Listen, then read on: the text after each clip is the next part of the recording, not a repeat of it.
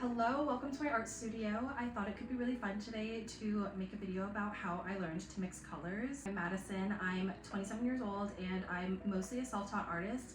I have taken some classes here and there, but I did not go to art school and I do not have an art degree. I thought it could be fun to share what I've learned about color mixing over the last year. I just started working with oil paints almost exactly a year ago. I took a beginner oil painting class last January. My painting instructor taught us about color in a way that kind of changed the way I see the world now. I can't look at things without seeing his lessons on color and value, tone, temperature, saturation. Like I look at things differently now since he taught me how to mix colors. Even though I didn't go to art school, my credentials are that I do paintings like this or this without using any black paint and pretty much only using primary colors, white and brown. I've been posting vlogs on YouTube for a few months now, but I thought it could also be helpful to share some things that I've learned throughout my year of being a self-taught artist and figuring out how to run an art business from knowing literally nothing about it. I decided to move over to my coffee table because I think it'll be a little bit easier to film. My painting corner desk area is like so cramped and it'll just be too hard to see anything. I'm gonna start off and talk about materials a little bit, and then I'm gonna move the camera angle to just show the color mixing portion.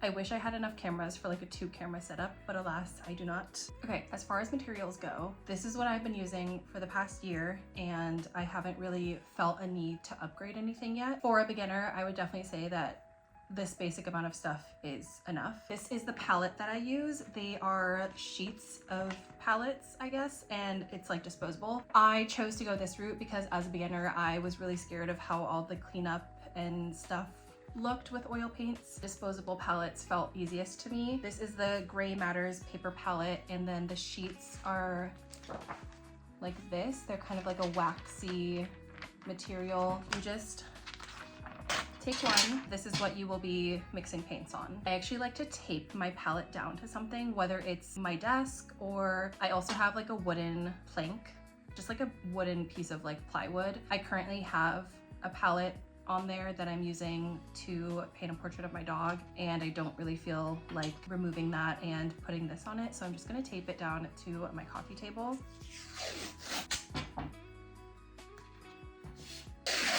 I usually only tape 2 sides of it, but I'm gonna tape all 4 because I do actually like this coffee table and I don't want to get paint on it. With oil paints, that actually wouldn't be that big of a deal because they don't dry fast, and by the end of this painting session, I'd still be able to wipe it off. This might feel extra or unnecessary, but I actually would really recommend having a palette knife. I use this to mix my colors, and I know you might be thinking I just mix my colors with a paintbrush, but this really allows you to see the true color that you're mixing, and it's a lot easier to compare it to a reference photo or whatever you might be functioning off of to mix your colors from. You'll see why, but this is worth it.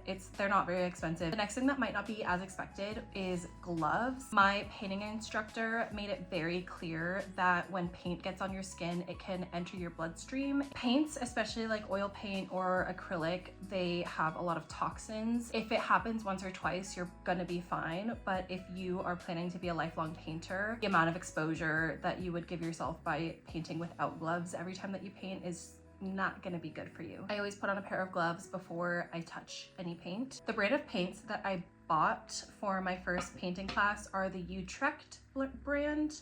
I feel like I haven't really heard anyone talk about these, but I used Utrecht brand gouache when I was a gouache painter. I still sometimes paint in gouache. So I bought their oil paints. I think they were also a little bit cheaper than some of the other options, and being a beginner oil painter, I wasn't even sure if I was gonna end up liking oil painting, so I didn't wanna spend too much money on paints. Most of my collection is Utrecht, but my painting instructor loves Winsor Newton. His philosophy is to just go with the oldest paint company, because if they have been able to last like over 100 years, it's a testament to how good they are. That was kind of his rationale, and I trust him. So I have some Winsor Newton Paints. I actually got these ones in the Joann's closing sale. So devastated that Joann's is closed, but I was glad to get my hands on a few colors that I like to use. These are kind of cycling their way into my paint collection as I use things up. I bought this color wheel for my painting class and I've like never used it. I feel like I don't really fully understand how to use it. My instructor said that I think it's called the analogous color wheel. He said that he actually recommends that one. So maybe if I had had that one, I'd prefer it more, but yeah, I don't know. I don't really use a color wheel, but I do have one. And then as for the colors that I like to buy, I have a few colors that I've bought that I actually like haven't really used. Like I do have a green because the painting class that I took as a beginner, it was on the materials list. I don't think I've ever used this. I will eventually just to like use it up, but I definitely wouldn't repurchase because I don't really need it. I like to just have two versions of every primary color, and I like to have one that's on the cooler side and one that's on the warmer side. So one that has more blue in it and one that has more yellow in it. For example, my reds of choice, I like to use cadmium red, and then I have an alizarin crimson. This one is a warmer tone and this one is cooler. Same thing even like with blues. I like to use ultramarine blue or cerulean. Cerulean is more yellowy, it's a warmer one. And then obviously this one is cooler toned, a little more blue. Whenever I'm setting up a palette to start a new painting, I actually like to have all of these colors. Even if I'm not sure I'm going to need all of them, I'll just put a small amount of the ones that I don't think I'll need. So any given painting that I start on, I will have a little bit of each of these on my palette. So I like to have 2 browns, 2 reds, 2 blues, 2 yellows, and a lot of white. And those are all the colors I use to mix any color that I might need. I actually found my notes from my painting class, and that's on being type B and not throwing things away. Whoa, wait, what's the date today? I wrote the date on my notes and it was from January 21st, 2025. I actually don't know what the date is today and I'm filming on my phone, so I can't check, but I feel like it's like around that date. I think it's the 23rd today. I don't know. Anyways, the class that I learned this in was a beginner painting class for oil or acrylic, so you could choose, and I chose to do oil. But that means that the color theory mixing lesson works for both. So if you're an acrylic painter, this will work for you as well. My instructor's name is Gary Berggren. He's an amazing artist. He brings in pieces that he has painted all the time for us to look at and gain inspiration from. I will link his website down below because he really just is such a fantastic teacher, and I have really enjoyed working with him. He basically taught us the entire thing with 3 main steps. I don't want to just like jack his whole lesson. I'm going to keep this video specifically about color mixing.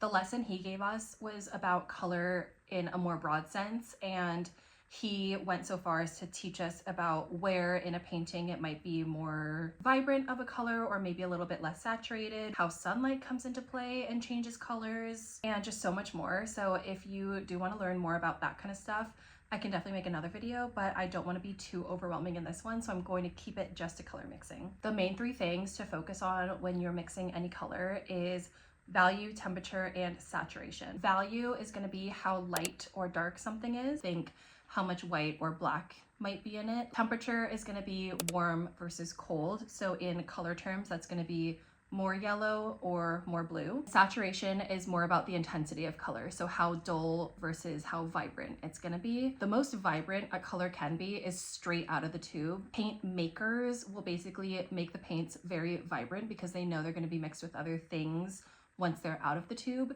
So straight from the tube is about as vibrant as you can get, and then to dull your colors, you're going to want to gray them out, and I will show you how to do that. Okay, let's mix. I'm going to start by putting my colors down on my palette. You're always going to need white. My instructor taught us to lay it on your palette as a thin line so that it's easy to grab at any point in your painting process. I'm just kind of doing this for funsies, so I don't want to use up too much paint on a demonstration. Okay, so this is my warm yellow, and then this is going to be my cooler toned yellow. This is yellow ochre. The warm toned yellow was cadmium yellow. My instructor specifically talks about cad yellow medium, and I feel like this is more of a cad yellow medium. You can kind of see the difference. I don't know, when I showed him my yellow, he said it didn't look right, but I've been using it for a year and I feel like it's just fine. Cad red. This is going to be my warmer toned red. Alizarin crimson is going to be the cooler tone. A tiny bit of this color goes such a long way. I feel like I would be shocked if I even use up this tube of paint in my lifetime. Cerulean blue as my warm tone blue. Ultramarine as my cool tone blue. Burnt sienna is going to be my warmer brown, and burnt umber is going to be my cooler brown. I feel like it could be really helpful to first show how I make black because, like I said, I don't ever buy black paint. I'm going to mix burnt umber and ultramarine blue. That's all I need. I'm gonna mix those together. And you have a pretty instant black. In any painting, your shade of black is going to end up being a little bit different, and that's where color theory kind of comes into play. Whether your black color that you're trying to create is next to something more red or next to something more blue, it's gonna change how you need to make the black. In general, this is how I make my black. I prefer to make black this way because it has more depth to it. It has a little bit more color payoff. When it's thinned out, you can kind of see that bluish brownish a little bit more, and it ends up looking a lot more natural than just a black paint straight out of a tube that's often going to be too dark or just not have enough depth to it. I have this old magazine that was accidentally delivered to my apartment, and I just kept it because I thought it could be fun for collaging or something. Let's try to make some colors out of this magazine. I think this blue would be a really good one to start with because especially if you're doing landscape paintings or anything that's outside, you're gonna need to know how to paint a sky. So I'm gonna focus specifically on this like darker part. I don't know if you can see, but it is darker on this side and lighter on this side. Any sky that you see is gonna be that way. It's gonna be a little bit lighter towards the ground and a little bit darker towards the top. The first step to making any color is finding which one on your palette matches it the most close that you can get. So obviously it's going to be between one of our two blues. I'm going to choose to start with ultramarine, but you could do whatever you want. So we're going to put just a little bit because again, this is just for demonstration purposes. I'm not actually painting anything on a canvas with this. If you were mixing color to do an actual painting, you're definitely going to want to take more paint than this, but this is just for funsies. So I'm going to take my ultramarine blue and straight out of the tube, we're going to look at how it compares to the color we're trying to make. The first thing that I notice is that the ultramarine blue is way darker than the color that I want to make. That brings us back to the first thing that my painting instructor said to look at, which is value. The value of this blue is much darker than the value of this blue. To make this lighter, we're gonna add some white.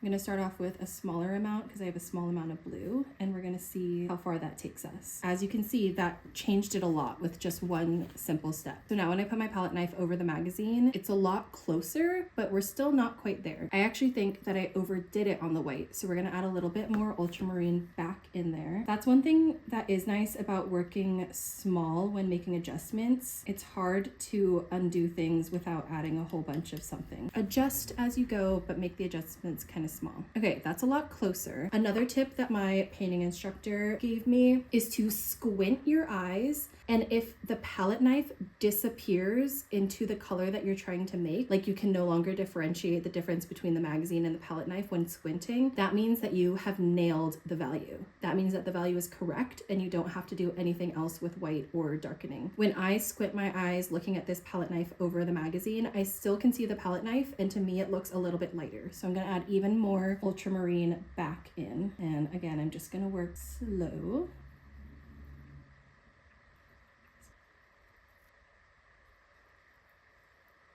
To me, when I squint my eyes, it basically disappears into there. So now that I know that the tone is correct, I'm gonna look at the temperature. Is this blue on my palette knife warmer or cooler than the blue on this magazine? And a really easy question to figure out whether it is warmer or cooler is to ask which one has more yellow and which one has more blue. To my eye, the magazine has a little bit more yellow than the blue on my palette knife. Since this is a cooler toned color, I'm gonna stick with that cool tone and go for my yellow ochre, which is a cooler toned yellow. I'm gonna add about that much in and see how that goes.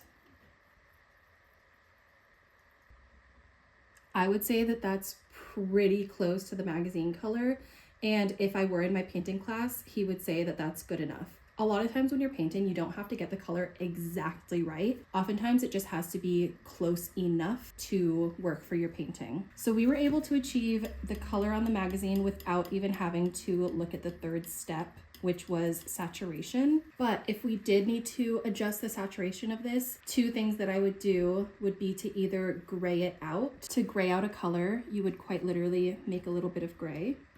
So I'm gonna add some black to my white to make that gray color. And then I would add it into my blue. And that makes it just a little less saturated than the original blue color was. Another way to make your paint less saturated is to add in its complementary color. If we look at a color wheel, a complementary color is going to be the one directly across from it. So if we're looking at this blue, and let's say it's this blue violet, directly across from it is going to be yellow ochre. So by adding in that yellow ochre to adjust the temperature of it, we also ended up desaturating it a little bit. We could do this even more by adding just more yellow ochre.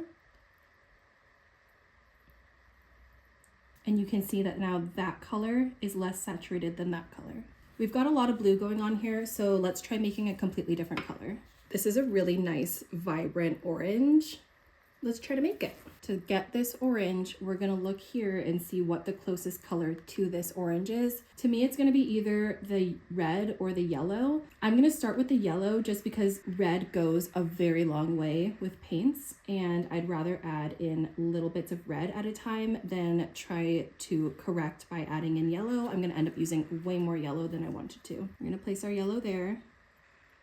Okay, I didn't realize that my phone stopped recording because it ran out of storage. So I think it missed me mixing the yellow and the red, but I basically just took some of that cad yellow and mixed in a small amount of cad red, and we've gotten to this orange color. Now I'm gonna compare the orange I've made so far to the one in the magazine. My orange is still a little bit more yellow than the orange in the magazine, so I'm gonna add a little bit more red. I will also say you actually rarely need to work through color mixing in order of the 3 tips that I gave. You don't have to first start with value and then you can move on to temperature and then you can do saturation. I feel like if that works best for you, absolutely do that. But for me, it kind of works the best to just find the most obvious difference and to figure out how to close that gap. So currently, to me, the most obvious difference is that this orange is more red than this orange. We're gonna add a little more red back in. That was actually probably too much. I keep forgetting how small of scale I'm working with because I'm not mixing very much paint. That actually might have been okay though. My orange is actually still a little bit too yellow, so we're gonna add a little bit more red. Value, temperature, and saturation can also sometimes work together. When you adjust one of them, it often ends up adjusting another. Especially when you're adding white or yellow or blue to your color, it's going to change the temperature, and often it'll end up changing the value or the saturation as well. I think it's getting really close.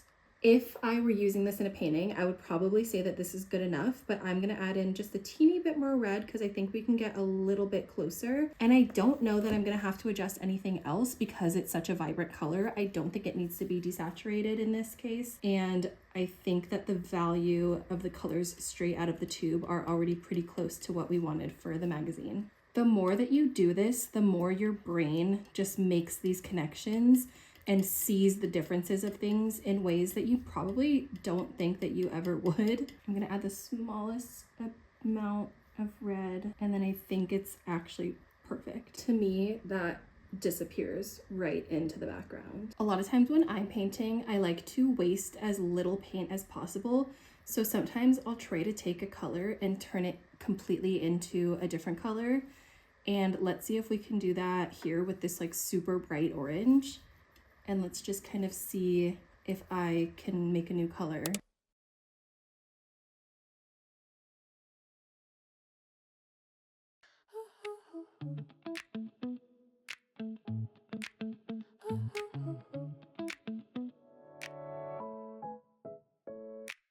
I had a thought then lost the thread.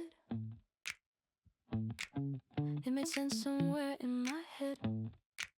Keys on the table, door half closed. Forgot the thing I almost chose.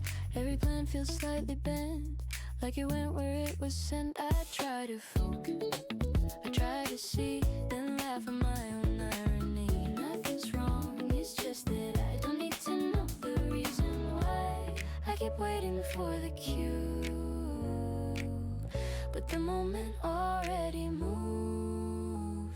It's almost something, almost clear, almost worth another year. Almost serious, almost true, almost falling into you.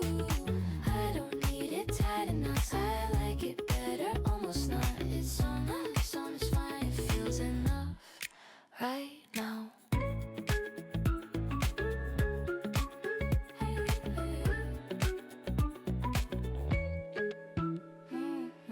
I say maybe, I say soon. I dance around the afternoon. Every answer feels too straight, I kinda like it slightly late. If I trip, I'll call it style. Stay confused for just a while. Every rule I almost break leaves a little room to breathe. I don't need a final word. Half a thought is still my own. It's almost something, almost clear, almost worth another year. Almost serious, almost true, almost falling into you. I don't need it tight enough, I like it better, almost not. But it's almost fine, it feels enough right now. That's gonna be my painting lesson for today. Like I said, I've been using oil paints for about a year, and that's also how much practice I've had with mixing colors in this way, with this method. As you can see, I'm still not perfect at it, and it does take a lot of trial and error. I think it's also important to know when to start over, because sometimes trying to save a paint color is just gonna end up wasting a lot of paints. I've done that so many times, specifically with yellow, and trying to add yellow back into something that I had gone too far in a different direction with. And that's why my yellow now looks like this compared to like other colors that I use equally often that aren't quite as shriveled up and gone as that one. I think that the main time to start over would be with like saturation. Sometimes it's just, if you go too far in one direction, it's easier to desaturate something than it is to saturate it, because it's harder to add more color back in. You're gonna have to just use like volume of paint. I hope the way that I described that was at all helpful or made something click in your brain. I feel like I tried my best to explain it, but sometimes it's just something that you have to try with your own hands and with your own eyes to see and learn the differences. There's absolutely nothing wrong with stocking your paint supply with more colors to fill in the gaps in the range. I just think that for me, sometimes that almost makes it harder when you have too many options, and it can be a lot easier to look at something and decide that it needs more yellow, blue, or red than having the whole gamut of colors and figuring out which one needs to be added in. I think a lot of artists, including myself, also struggle a lot with perfectionism. With so much about painting, you have to just be okay with living in the camp of close enough. That goes for color, that could go for shape or composition of your painting. Sometimes it's not going to be perfect and exactly like your reference photo, but that's kind of also the beauty of painting. It's crafting and creating something completely from scratch with your own hands and with your own eyes to get it close enough to the picture that you might be working off of. Or maybe you don't even want it to be close enough and you want it to be, you know, your own interpretation of it. If you're an artist and you're watching this and you have any other tips and tricks that you like to do when you're mixing colors that you think would be helpful for me or for anyone watching this video, please comment it down below. Like I said, I am still a beginner and I'm definitely still learning.